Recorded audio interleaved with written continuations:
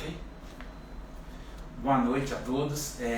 Nós estamos aqui com uma iniciativa do Hospital da Baleia e da Clínica Mais Baleia para falar de um assunto muito importante para o nosso trabalho dos dias de hoje, que é a cirurgia bariátrica e as cirurgias plásticas pós-emagrecimento. A iniciativa da Clínica Mais Baleia é um programa onde trabalhamos visando fornecer cirurgias de qualidade e também mais acessíveis a toda a população que necessita desse tipo de atendimento e desse tipo de profissionais. Vou me apresentar inicialmente. Eu sou o Dr. Gilvande Lopes, sou cirurgião plástico da Clínica Mais Baleia, e o Dr. Marcos Reis, que é cirurgião geral e cirurgião bariátrico da Clínica Mais Baleia. Nós recebemos uma série de questionamentos e dúvidas dos pacientes que acessam o nosso Instagram e nossas mídias sociais, falando sobre esses questionamentos sobre a cirurgia, e nós vamos tentar aqui explicar um pouco melhor sobre alguns passos da cirurgia bariátrica, o que ela é, e também um pouco das cirurgias plásticas que advêm depois do emagrecimento dos nossos pacientes. Então, a gente recebeu uma série de perguntas e a gente vai tentar desenvolver esses temas com vocês. E, obviamente, se houverem outras perguntas durante a live, vocês podem nos enviar, que a gente vai tentar responder da melhor maneira possível. Obviamente, se o tempo não for suficiente para responder a todos esses questionamentos, vocês podem nos enviar e posteriormente podemos receber todas essas questões. Vamos começar então, Marcos? Vamos lá. Boa noite, eu sou Marcos Reis, eu sou cirurgião lá do hospital, eu coordeno a clínica de cirurgia geral, de cirurgia bariátrica lá do Hospital da Baleia. A primeira pergunta que foi passada para a gente aqui, que o pessoal enviou à tarde, é o que é cirurgia bariátrica. A cirurgia bariátrica é um procedimento cirúrgico de alta complexidade, utilizado no tratamento dos casos de obesidade grave. Né? A gente vai ver depois quem são os indicados desse tipo de cirurgia. Né? É uma cirurgia que hoje ela é feita por videolaparoscopia, isso é, a gente não precisa mais daquelas incisões grandes para poder acessar o abdômen, a gente faz pequenas perfurações, entra com a câmera de vídeo e faz a cirurgia através do vídeo, o que é muito melhor do ponto de vista de recuperação dos nossos pacientes. Né?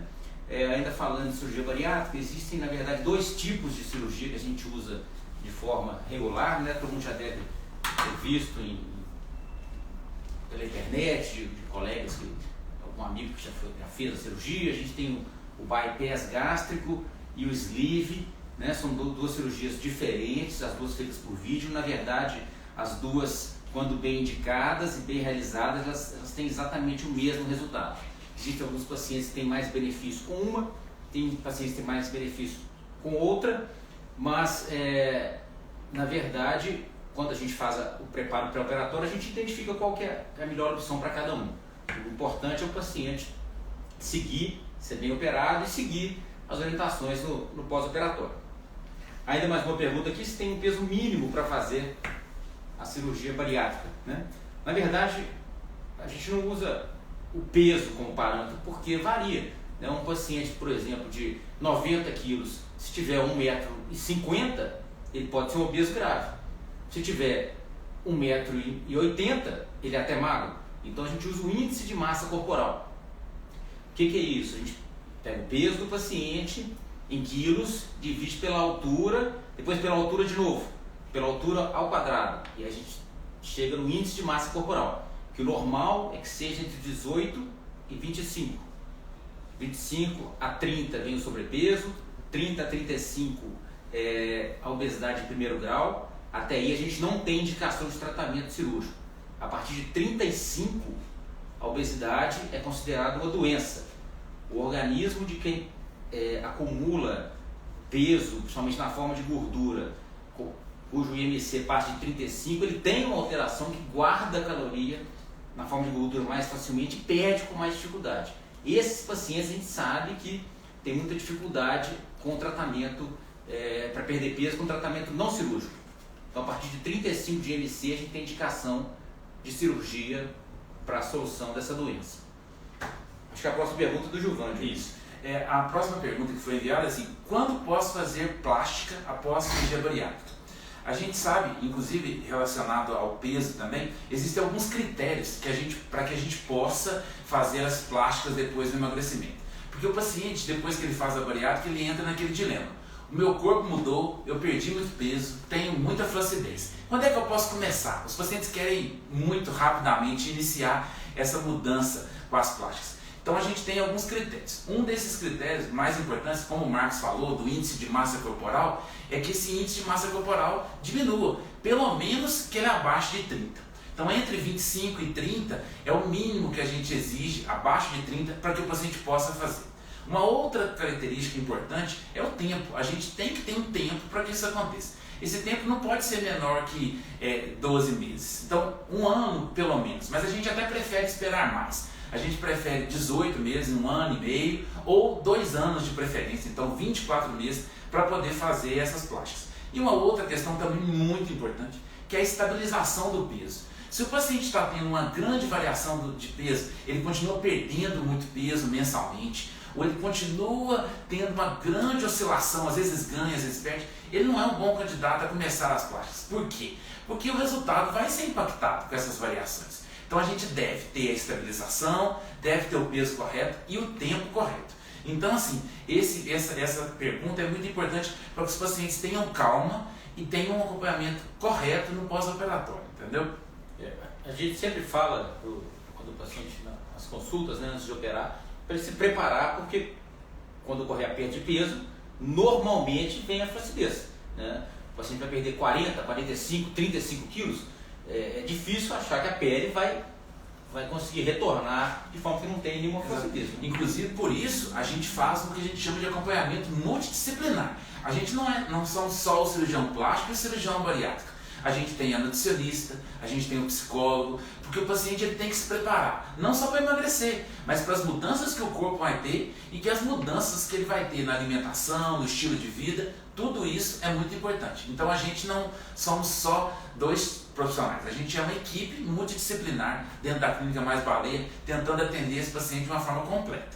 E uma coisa muito importante que o Giovanni colocou é que tem que esperar o paciente chegar, parar de perder peso, né? Isso varia, o paciente mais jovem tem um metabolismo mais ativo, vai perder um pouco mais depressa, o paciente tem mais idade, tende a perder mais devagar, mas em média, em torno de 1 ano e meio, acontece a estabilização do peso, né?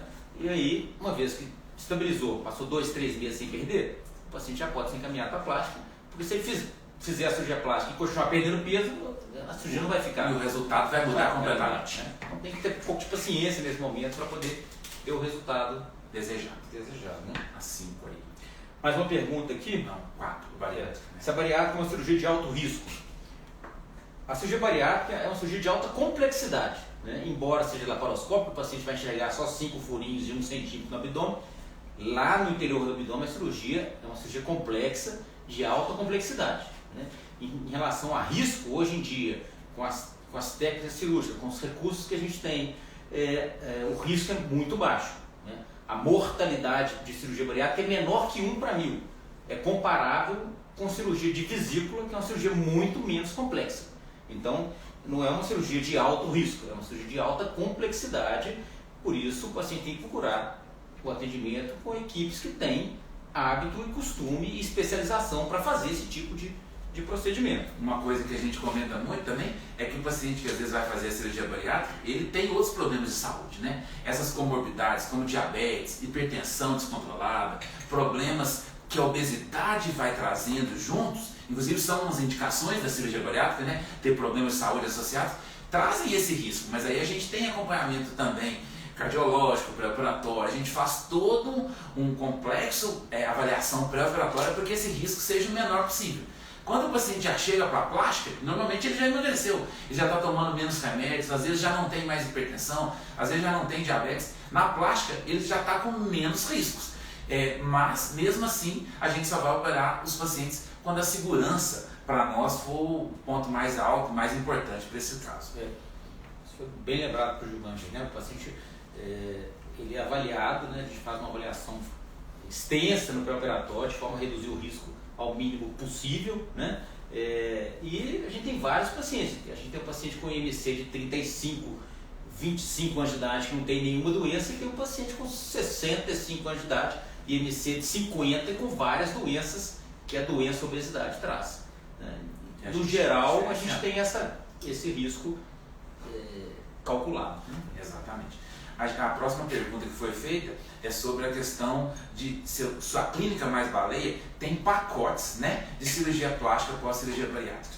Sim, nós temos. Um dos objetivos da clínica Mais Baleia é trazer para o paciente a possibilidade de fazer as cirurgias plásticas que às vezes ele tem uma dificuldade de ter acesso em outros locais de uma maneira melhor. Então, na clínica, quando você marcar a consulta, passar por uma avaliação, a gente vai poder lhe passar as possibilidades e na clínica, a gente trabalha com formas e maneiras para que todos os pacientes de qualquer nível tenham a capacidade de poder executar essa vontade que ele tem. Não só para a cirurgia, essa pergunta não entra só para cirurgias plásticas, entra para a própria cirurgia bariátrica, que é uma cirurgia também que tem custos, às vezes, que o paciente tem que ter como possibilitar. E um dos objetivos da clínica é isso, abranger essa possibilidade para as cirurgias bariátricas e para as plásticas, para que esses pacotes sejam acessíveis e que possam chegar a uma gama maior da população. Acho que isso é o mais importante e é um dos objetivos primordiais da nossa clínica, entendeu? Aí os médicos. Outra pergunta aqui, perguntando quem são os médicos da nossa equipe de cirurgia bariátrica, né? Hoje, lá no Mais Baleia, a nossa equipe é composta por 3 pessoas, que sou eu, Marcos, a doutora Carolina Trancoso e o doutor Adriano Franco. Né? Todos os casos eles são operados por essa equipe. Todos nós estamos presentes em todos os casos, tá certo? Independente de com quem o paciente fez a consulta pré-operatória. A próxima pergunta foi enviada mais para a cirurgia plástica, uma pergunta perguntando assim: posso fazer a cirurgia de mama e abdominoplastia juntamente, no mesmo tempo? Essa é uma dúvida de muitos pacientes. Porque depois, primeiramente, eu vou só fazer uma introdução. As cirurgias mais buscadas pelos pacientes pós-emagrecimento, no caso pós-cirurgia bariátrica, são as cirurgias de mama e de abdômen. Também entram nessa como menção as cirurgias de braço e de coxa. Mas as cirurgias de mama e abdômen são as que causam mais impacto na qualidade de vida dos pacientes. Então, assim, as pacientes querem fazer. Eu posso fazer as duas juntas? Essa resposta não pode ser aplicada a todos os pacientes. Depende. Por que depende? Porque associar cirurgias plásticas leva à seguinte questão: é seguro associar essas plásticas? Eu posso fazer uma cirurgia com um tempo um pouco maior? Então a questão está nisso. Cada paciente tem que ser avaliado.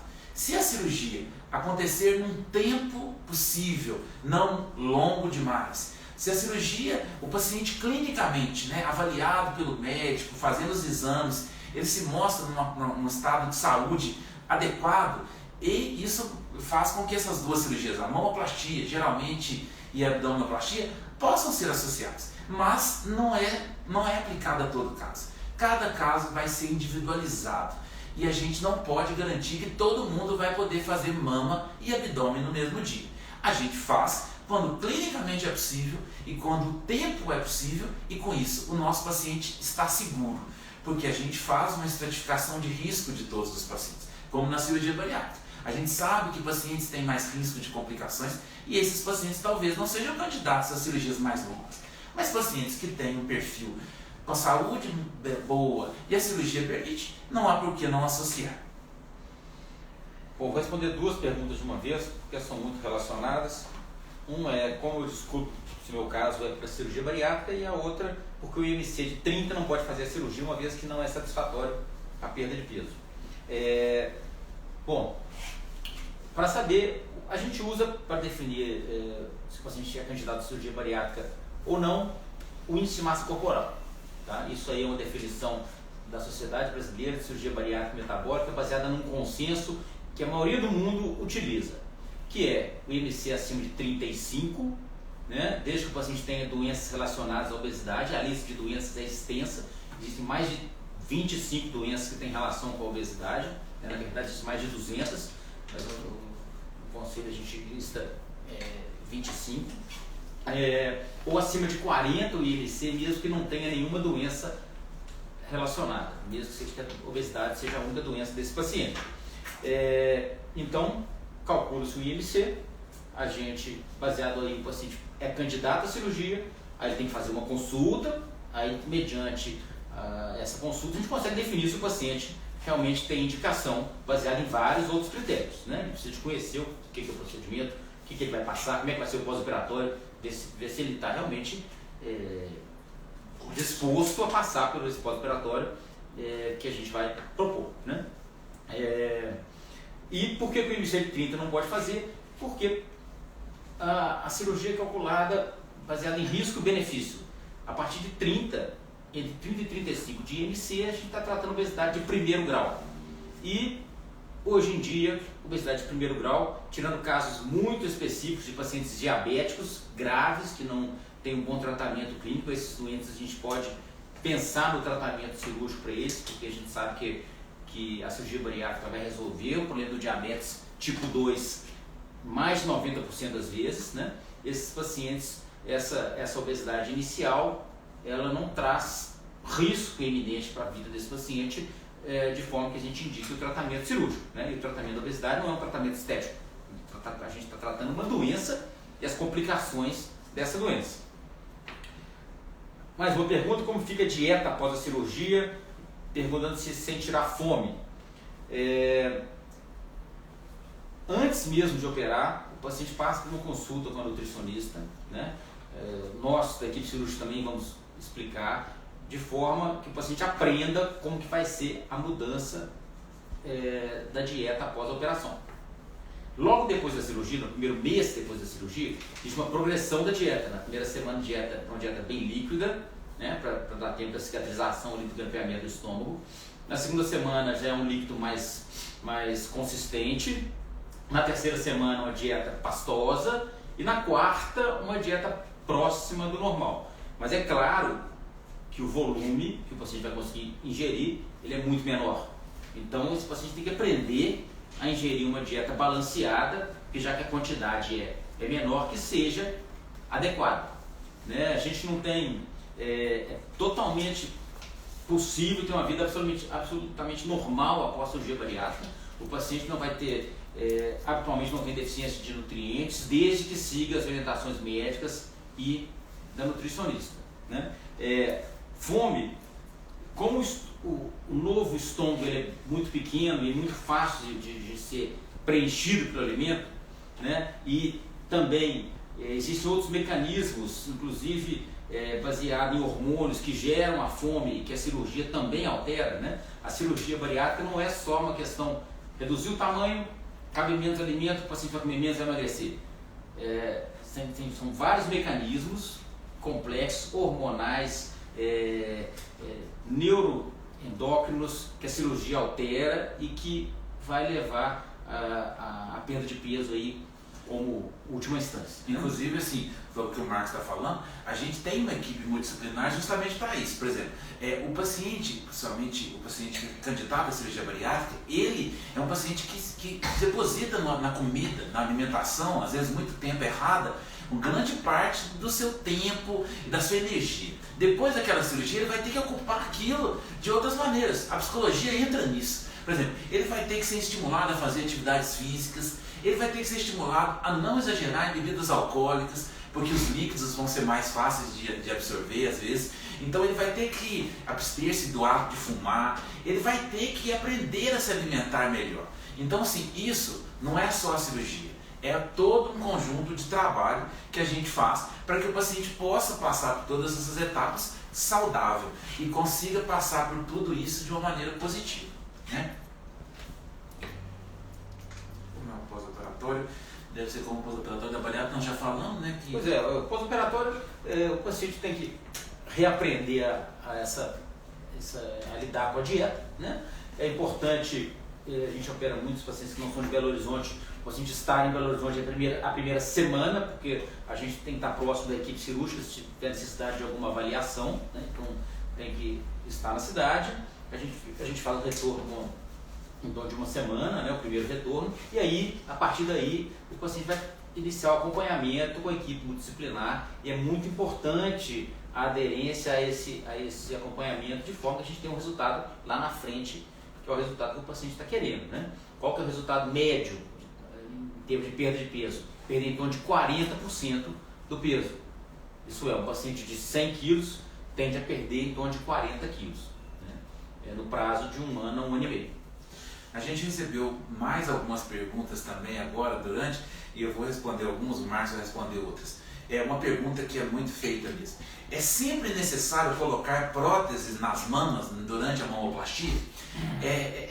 Essa pergunta ela é muito importante pelo seguinte: a maioria das pacientes do sexo feminino que vão fazer mamoplastia, elas têm uma grande perda mamária com o emagrecimento. Elas perdem muita gordura das mamas e perdem também o tecido mamário também, ele sofre uma atrofia muito grande com o emagrecimento. Então assim, a grande maioria delas tem mamas que, além da grande flacidez, tem um tecido mamário de pouca consistência, um tecido mamário realmente frágil. Então, para que a gente tenha um bom resultado para as mamas, que as mamas tenham uma consistência adequada, tenham um colo mamário bonito, a maioria delas vai precisar do uso de prótese. Logicamente, existe uma porcentagem dessas pacientes que não tem uma atrofia tão grande. Principalmente as pacientes mais jovens, algumas pacientes onde a perda de peso também não foi tão grande. Algumas pacientes podem ser candidatas a uma mamoplastia sem prótese, mas não é a maioria dos casos. A maioria dos casos acaba evoluindo sim com a necessidade de uso de implantes, né? Então isso é uma coisa que tem que ser conversada no consultório, porque implantes mamários, eles muitas vezes têm que ser acompanhados, então isso é importante. Tem uma pergunta aqui para o Marcos. Pergunta da Tereza, né, Marcos? Isso, Tereza perguntou: quantos dias de internação para a cirurgia bariátrica? A maioria dos pacientes que são submetidos à cirurgia no nosso serviço, a gente normalmente opera no período da manhã, né? Eles vão receber a alimentação líquida no final da tarde, né, do mesmo dia da cirurgia, e normalmente eles estão em condição de receber alta no dia seguinte, no período do almoço. Então vai internar de manhã, vai ficar uma noite no hospital e vai ter alta no almoço. É claro que se o paciente não estiver em plenas condições, vai permanecer internado até que as coisas se resolvam. Mas a maioria absoluta, mais de 90% dos nossos pacientes, tem alta no dia seguinte da operação. No caso das plásticas, só falando sobre o tempo de internação, na cirurgia plástica, a maioria das internações são curtas. Geralmente os nossos pacientes ficam internados de um dia para o outro. Uma coisa que nós não falamos aqui, nós da Clínica Mais Baleias, estamos na instituição, o Hospital da Baleia. Então nossas cirurgias são feitas exclusivamente no ambiente hospitalar. Nós não operamos em clínicas. Então assim, as internações no hospital nos agregam segurança, nos agregam tranquilidade, nos agregam estrutura. Então assim, para isso tudo, a gente está dentro da instituição de renome, para que a gente não perca em nada nosso primórdio, que é a segurança do paciente. Uma pergunta que eles fizeram sobre a plástica, é uma pergunta da Camila. Quando é necessário fazer lipoaspiração na abdominoplastia? A lipoaspiração é um procedimento que, quando bem indicado, é um procedimento seguro. E quando é que a gente vai usar a lipoaspiração junto com a abdominoplastia? Quando o excesso de pele for acompanhado de um excesso de gordura.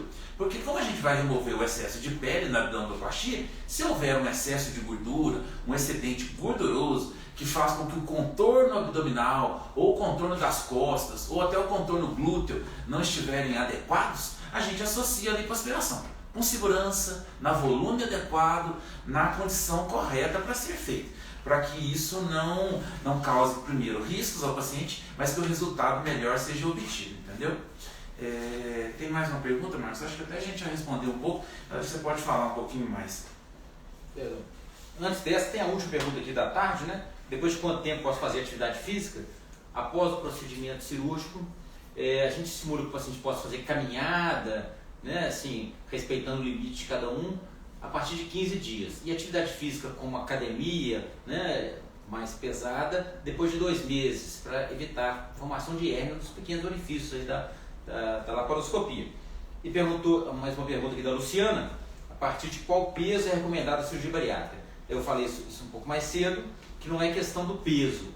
A gente tem que calcular o índice de massa corporal, que é o peso dividido pela altura ao quadrado, E quando o IMC é a partir de 35, a gente já começa a pensar em cirurgia. Aí o paciente tem que comparecer, uma consulta com a equipe para a gente avaliar todo o restante da situação, mas a partir de 35 de IMC a gente pode começar a pensar em tratamento cirúrgico da obesidade. Tem mais uma pergunta aqui da Raquel, eu vou perguntar para o Marcos. Essa pergunta eu acho que ela cabe tanto para nós da cirurgia plástica como da cirurgia geral. A Raquel perguntou: gostaria de saber as evoluções positivas do pós-operatório da cirurgia bariátrica. O que de positivo ela vai trazer para a vida? Pode começar, mas depois a gente fala. Tá. Bom, a gente sabe que a obesidade é uma doença, e é uma doença de tratamento, hoje de tratamento cirúrgico. Tá? O paciente, quando atinge 35 de IMC, dificilmente ele vai conseguir voltar para o peso normal e se manter nessa situação sem a ajuda da cirurgia. Então, primeiro você vai tirar o paciente da obesidade. E segundo, você vai tirar o paciente das doenças relacionadas à obesidade. A gente pode citar rapidamente aqui hipertensão, diabetes, refluxo, incontinência urinária, tem alguns tipos de câncer que são relacionados a excesso de peso, infertilidade, problemas da ordem sexual. A gente pode ficar a noite inteira falando de doenças relacionadas à obesidade. Lipídicas, cardiopatias, dislipidemia, problema cardíaco, problema respiratório. Existem mais doenças do sono. Isso, mais de 200 doenças relacionadas à obesidade. Né? E a maioria dessas doenças, para você ter uma ideia, o diabetes a gente consegue curar com a cirurgia em mais de 90% dos casos. A hipertensão em mais de 70% dos casos. Então, a gente vai tirar o paciente da obesidade, da doença obesidade, levando em conta que vai melhorar todos os aspectos sociais aí que a gente sabe que vem junto, e vai também ajudar no tratamento das doenças que a obesidade vai trazer. Porque às vezes o paciente não tem essas doenças ainda, porque é muito jovem, mas ele vai acabar tendo, porque o tempo vai levando a isso. E o Marcos já falou, no caso até a plástica tem muito, o bem-estar social. O paciente às vezes obeso, ele não dá conta de fazer uma atividade física, ele não consegue vestir certas roupas, ele não consegue conviver com as pessoas. É lógico que isso é um ganho secundário, mas a gente não pode negar que um paciente às vezes, ele muda a vida. Ele consegue praticar atividades físicas, ele consegue socializar-se melhor, fazendo ou não plásticas, mas ele consegue se vestir melhor, ele consegue ter uma vida melhor. Então, assim, isso faz com que a qualidade de vida melhore, tanto do ponto de aspecto físico, social e psíquico desses pacientes. Então, acho que isso é essencial. Tem mais uma pergunta? A pergunta da Cristina. Quantos dias após a cirurgia eu posso subir ou descer as escadas? Existem vários mitos relacionados à cirurgia em geral, né? Essa história de subir escada é um deles. Quanto antes, melhor. Quanto mais subir dessa escada, melhor vai ser para o paciente, né? Se eu fosse te operar e sair do hospital e movimentar dentro de casa, andar, movimentar, caminhar, subir escada, descer escada, isso é ótimo. Então não existe isso. A gente quer desmistificar, inclusive, isso, né? Uma das coisas positivas, a plástica também é assim, as pessoas pensam, eu moro numa casa com escada, posso subir a escada? Você pode, você não vai ficar subindo e descendo ela milhões de vezes durante uma semana, mas você deve subir. Uma das coisas que a gente quer evitar é fazer com que a cirurgia, a gente trata de pacientes, mas eles não obrigatoriamente estão doentes. Eles têm que caminhar, isso evita complicações, traz uma recuperação boa, diminui gases, diminui trombose, que é uma complicação que sempre tememos. Então assim, subir e descer escadas não é um problema. Ele tem que tomar cuidado, mas é isso. Uma das piores coisas para o pós-operatório é o paciente que fica só deitado na cama. Se ele não tem uma limitação para movimentar, ele tem que movimentar, ele tem que caminhar. Isso aí acelera a recuperação, diminui a chance de trombose de membros inferiores, só traz benefício para o paciente. Não é para fazer exercício no pós-operatório imediato, mas movimentar. Então, subir escada não é um problema. Essa outra pergunta já é também para mim e para o Marcos. Qual é o objetivo do uso das cintas e das meias? No caso das meias, tanto eu quanto o Marcos, a gente prescreve meias de compressão antitrombose ou anti-embolia para ser usadas durante a cirurgia e no pós-operatório. A gente também conta na nossa instituição com aparelhos de compressão pneumática. São aparelhos que usamos durante a cirurgia para facilitar o retorno venoso e diminuir o risco de trombose. Então as meias, associadas a medicações também que a gente utiliza, que são dúvidas dos pacientes, eles diminuem demais uma das complicações que a gente tem nessas cirurgias, que é a trombose, né? É algo que pode ser objetivo de uma outra live, até para a gente explicar melhor sobre riscos, mas o uso das meias nos traz uma segurança e diminui excessivamente, maciçamente essa complicação. Né? Então, assim, o uso das meias para nós é importante e com essas outras medidas a gente minimiza esse risco. No meu caso, o uso da cinta, para que a gente utiliza? No pós-operatório, seja de mamoplastia, seja de abdominoplastia ou qualquer outra cirurgia plástica, existe um acúmulo de líquido, um inchaço. Esse inchaço a gente chama de edema. O edema, ou inchaço, ele faz com que o paciente fique desconfortável. Então, quando ele usa a cinta, na maioria das vezes aquilo traz conforto, diminui o inchaço, faz com que ele consiga se movimentar, levantar, andar com mais facilidade. Então a gente acredita que a cinta, assim como outras medidas, elas fazem com que o paciente tenha conforto, que o paciente se recupere mais rápido, volte para as suas atividades de forma mais precoce e tenha uma vida mais próxima do normal de forma mais rápida. Às vezes a gente recebe essa pergunta também, na cirurgia bariátrica laparoscópica, né, que hoje em dia 100% dos casos são laparoscópicos, a gente não usa cinta. Né? Meia sempre, cinta para a gente da cirurgia bariátrica a gente não usa. Exato. Tem uma pergunta da Aline aqui especificamente sobre a cirurgia bariátrica. Ela falou que fez cirurgia bariátrica e sofre com azia. Só toma pantoprazol. Se tem algum outro tratamento? Não, tem sim, Aline. Primeiro, você tem que procurar lá a nossa equipe para a gente avaliar seu caso, precisa de fazer uma endoscopia, ver o que está acontecendo, precisa saber qual foi a técnica cirúrgica que você fez, né? Para a gente ter uma ideia de qual que é o melhor tratamento, mas tem tratamento sim. Vamos ver se tem mais algumas perguntas. Perguntas estão chegando bastante, vamos ver quais são as dúvidas. Mas voltando aqui, a cirurgia bariátrica é segura? Tem necessidade de CTI no pós-operatório? A gente até ia comentar, isso é importante. Não, é um procedimento seguro, como eu já comentei, né? Um procedimento que já está bem estabelecido na prática cirúrgica. É muito raro o paciente ir ao CTI, né? Só vai ao CTI se no pré-operatório o cardiologista ou o pneumologista, que a gente pede para avaliar todos os pacientes, encontrar alguma situação que tenha benefício com o pós-operatório no CTI. Tirando isso, o paciente não vai. Claro que ele deve ser operado em um hospital que tem CTI para maior segurança, né? Lá no Hospital da Baleia a gente tem CTI disponível, mas é muito, muito raro o paciente ir ao CTI no pós-operatório da cirurgia bariátrica. E da cirurgia plástica, da mesma forma.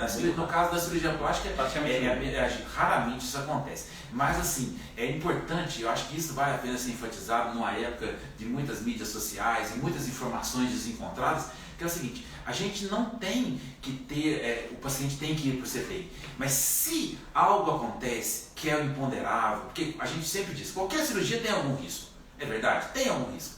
Mas, se a gente tem uma estrutura adequada, a gente tem tudo ali a nosso dispor, se um dia acontecer, se algo acontecer, a gente tem como ter a estrutura toda para nosso dispor. Essa é uma pergunta também que é muito frequente, né? Quando há reganho de peso depois da cirurgia bariátrica, você pode fazer uma outra cirurgia para isso? Esse é um assunto que está muito na moda atualmente, né? A questão do reganho de peso. Quando o paciente nos procura com queixa de reganho de peso, a primeira coisa que a gente tem que fazer é avaliar como está a cirurgia, né? Na maioria das vezes, você não tem muito o que fazer do ponto de vista cirúrgico. O paciente vai ser reavaliado. Se a cirurgia tiver alguma situação a ser corrigida, a gente pode propor uma nova cirurgia. Mas na maioria das vezes, esse reganho decorre do paciente não estar fazendo o acompanhamento adequado no pós-operatório. Como já falei, a obesidade é uma doença, a cirurgia ela não cura essa doença, a doença continua lá. Só que o paciente que é submetido à cirurgia, ele consegue seguir um programa de acompanhamento dietético em que ele não pode permitir que sobre caloria para o organismo dele guardar e transformar em gordura, né? Então, ele tem que seguir isso ao longo da vida inteira. Como é que o paciente consegue ter reganho de peso com a cirurgia bem feita?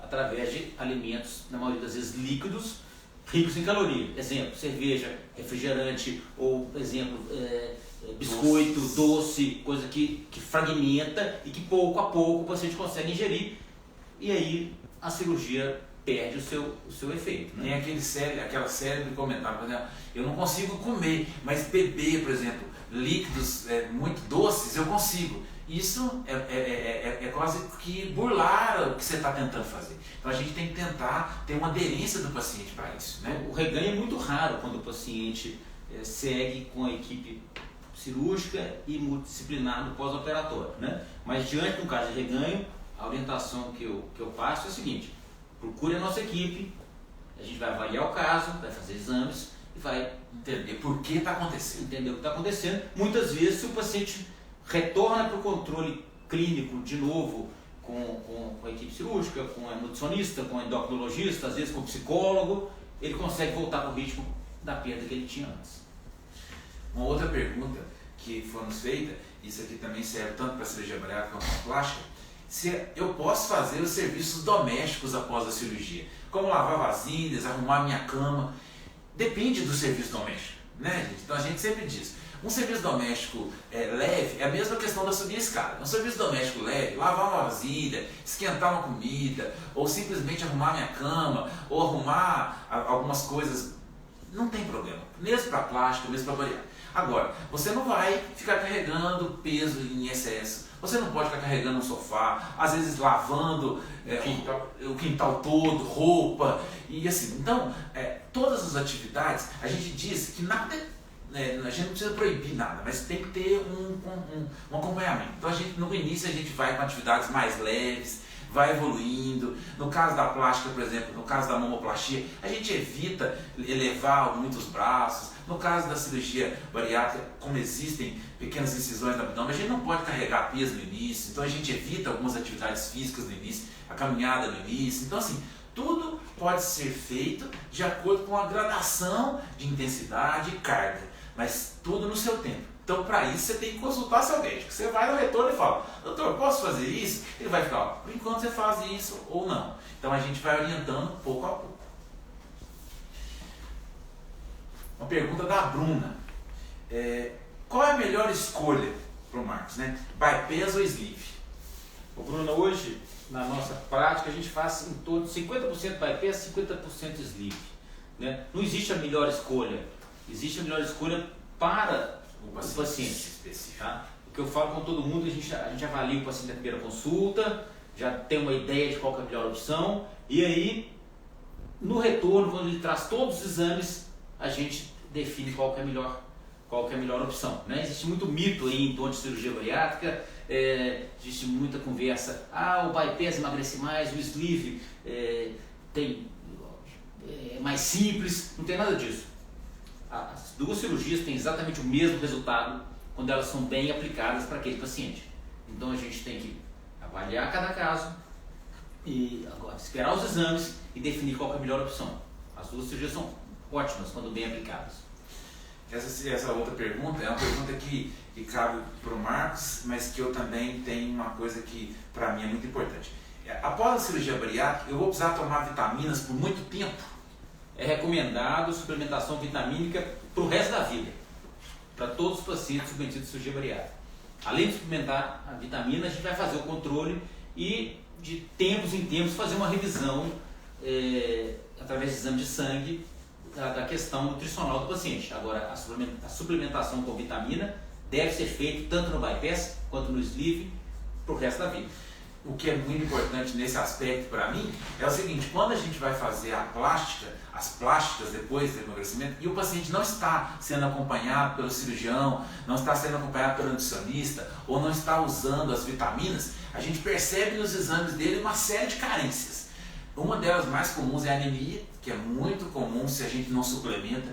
Existem carências de vários outros minerais e várias outras substâncias. Então o paciente que não está fazendo a suplementação adequada ou não está fazendo os exames, ele vai ter uma cicatrização prejudicada. Ele pode ter um problema na cicatriz, pode ter um problema no resultado. Então assim, o paciente pós-emagrecimento, pós-cirurgia bariátrica, que não acompanha, não suplementa, ele é um paciente que vai ter um resultado às vezes insatisfatório em algumas coisas da plástica. porque isso é diretamente relacionado ao seu resultado. Porque se o organismo não está bem nutrido, ele cicatriza mal. Se ele cicatriza mal, o resultado da cicatriz, o resultado vai ser prejudicado. Então, vitamina é uma coisa que tem que ser utilizada enquanto ele, pro resto da vida, sempre.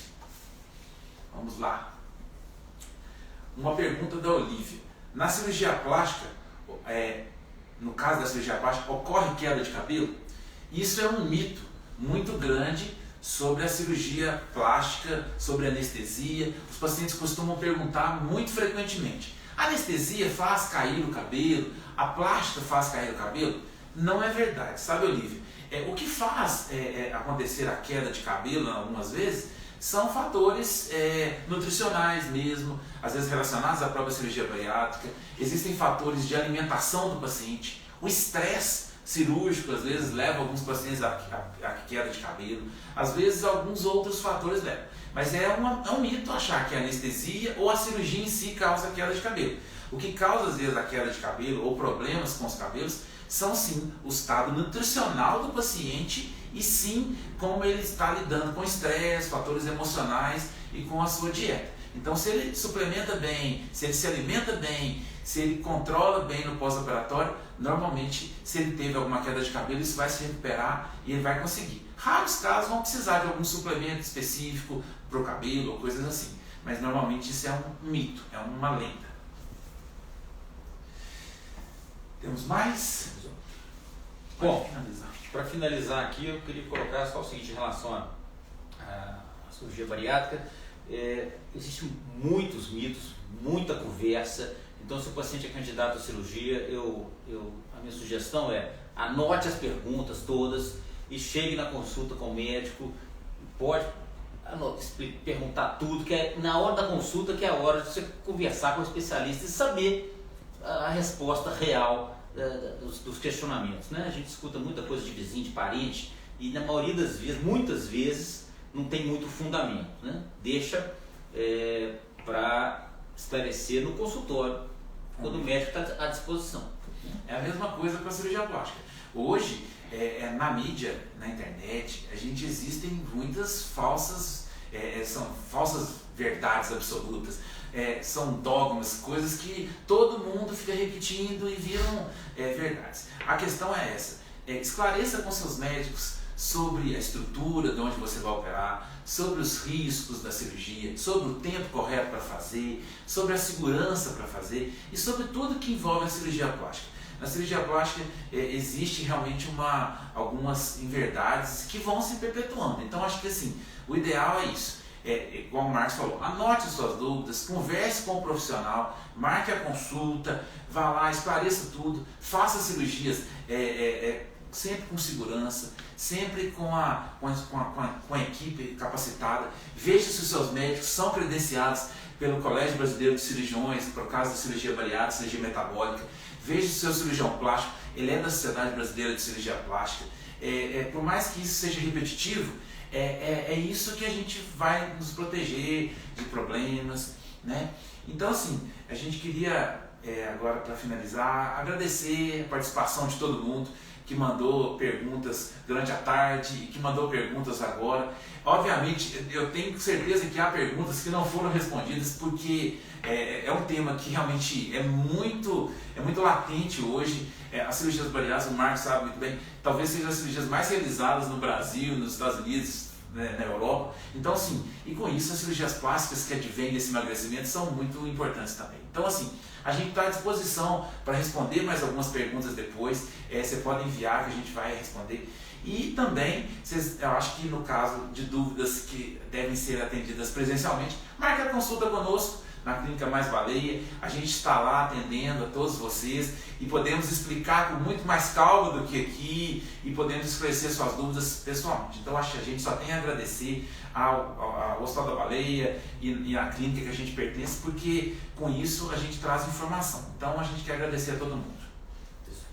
Obrigado pela presença, boa noite, e a gente está disponível lá na Clínica Mais Baleia.